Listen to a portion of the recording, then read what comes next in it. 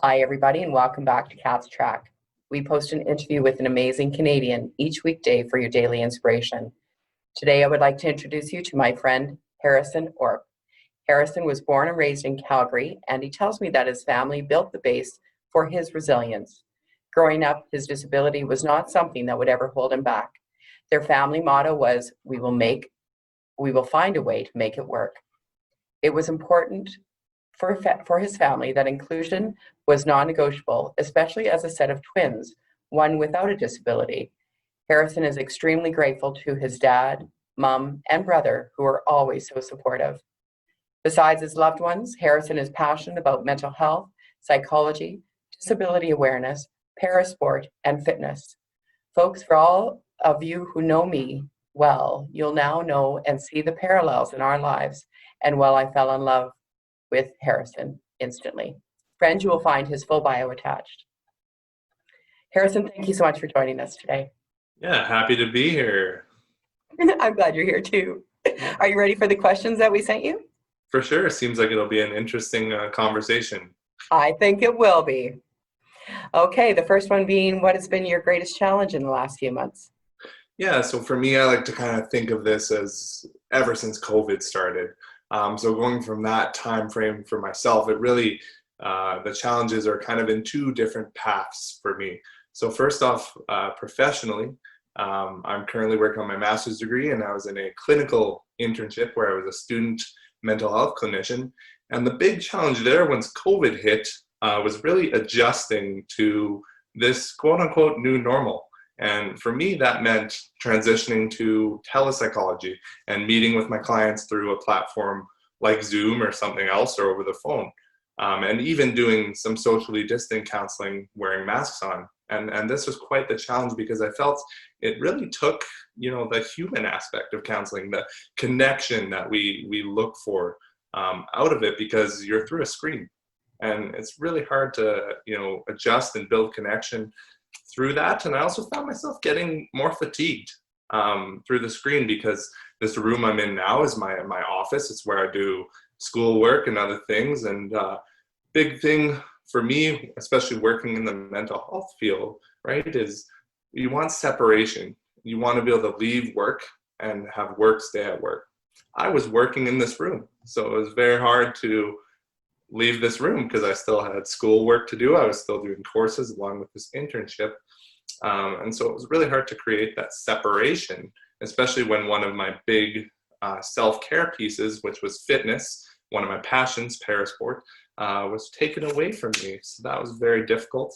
And then too, if we think about having to counsel in person and wear masks, you can't see facial expressions and go from there. So that was very challenging for me. And then we talked about the second stream for me. So athletically, quite the high-level athlete on Canada's national team for para-athletics. And I was working toward Tokyo 2020, had all these competitions I was going to go to, was going to go to Europe, was going to do all these things. And then suddenly all of that was canceled. And initially, amongst all of this, there was shock. Everything's been taken away from me. I worked so hard for this and now it doesn't get to happen. Like, what am I going to do? I can't work out for 3 months. I'm going to get out of shape. There's no way I'm going to ever go. What if it never happens?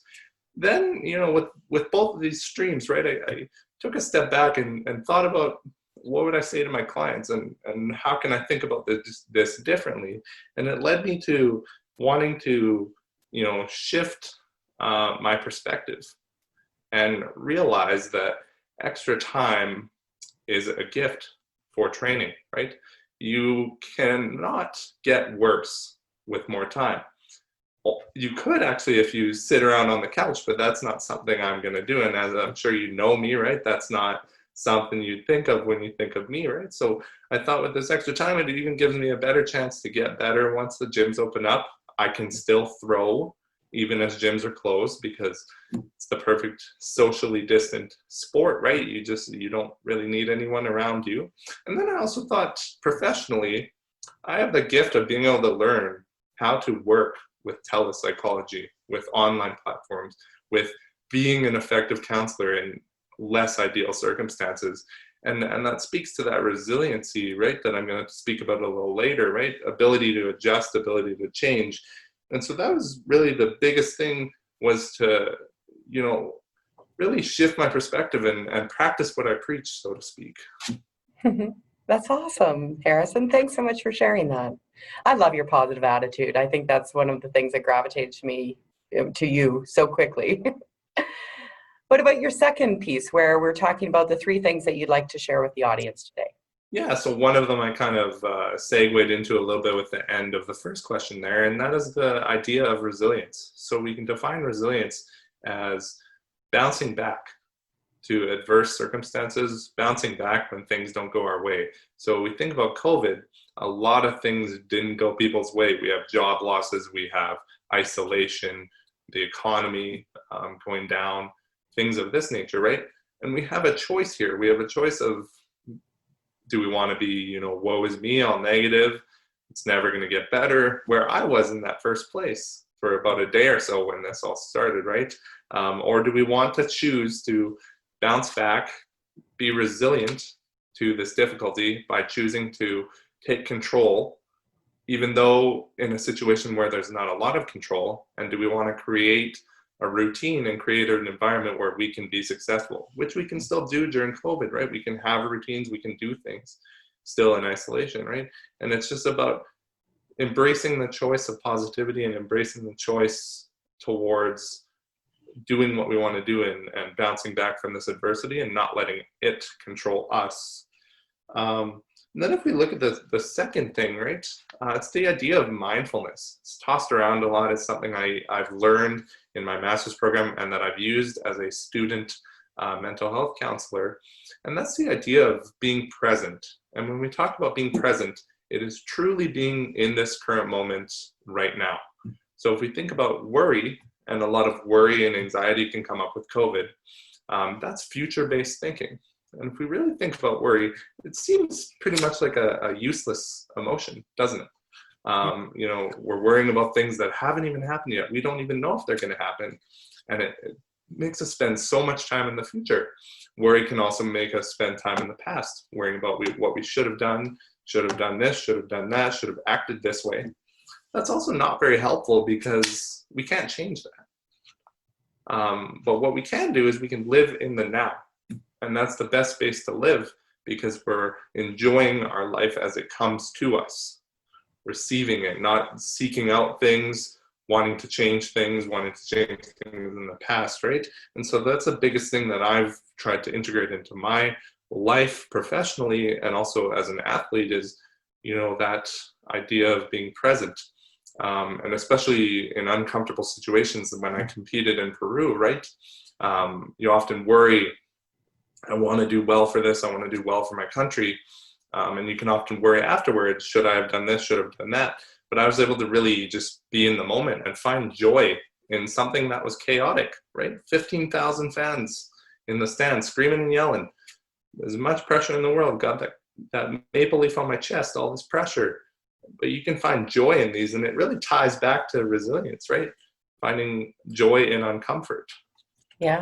And then the final thing, and it really all does tie together, the final thing is just being positive, right?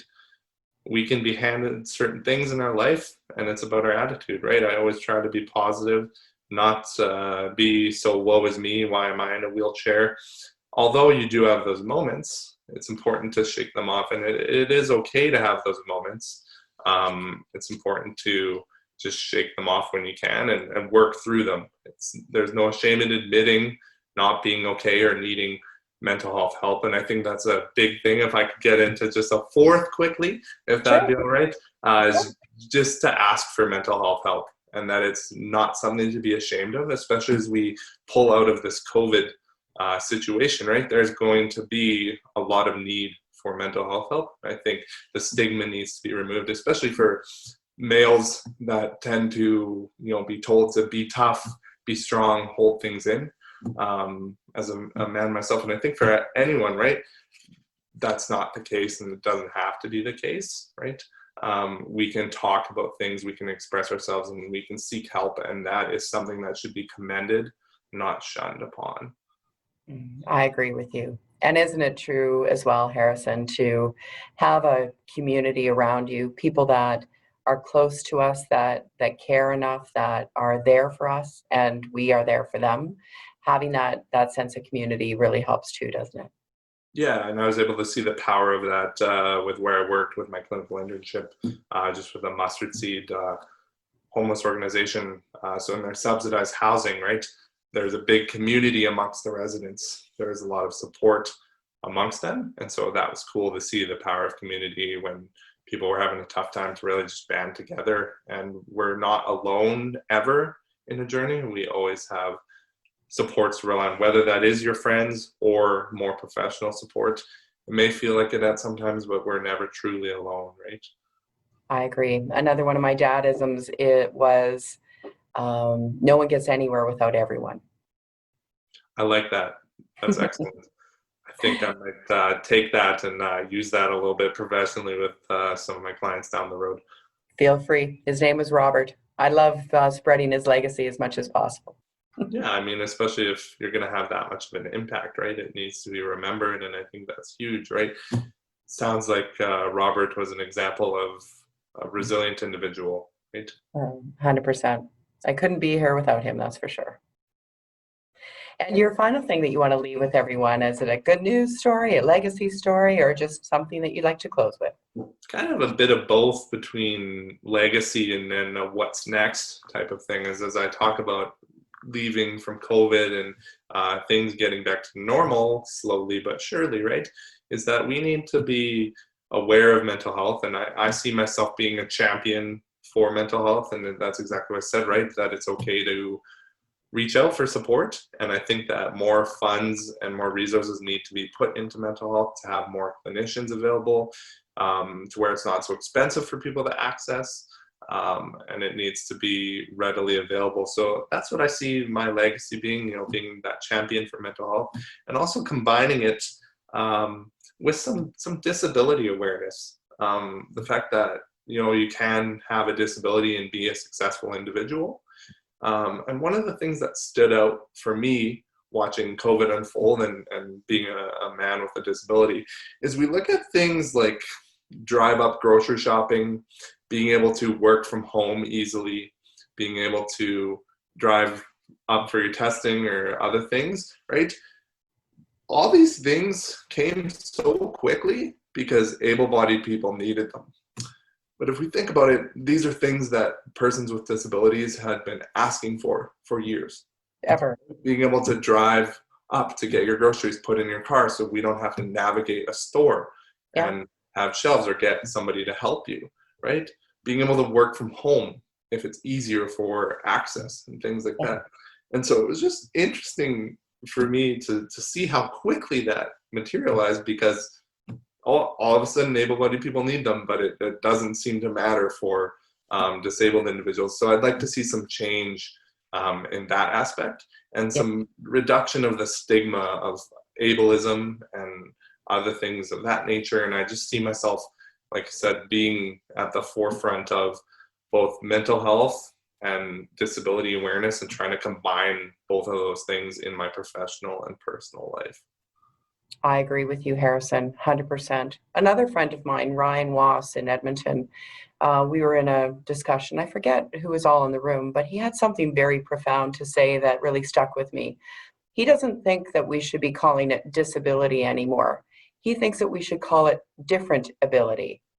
And in fact, every human on the earth has a different ability.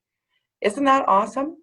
Yeah, I think that is a term to be thought of. I've never really thought about how I feel in regards to the term disability, in regards to the term labels. I think that would be definitely an interesting term. I've never really been offended to say and to be told that I have a disability, because frankly, I'm a fan of labels, because my diagnosis of cerebral palsy gets me a lot of things. It allows me to be classified in a certain category and to be able to compete at the Paralympics because I have a certain form of cerebral palsy, right? If I didn't have that label, so to speak, or the diagnosis, I wouldn't be classified properly.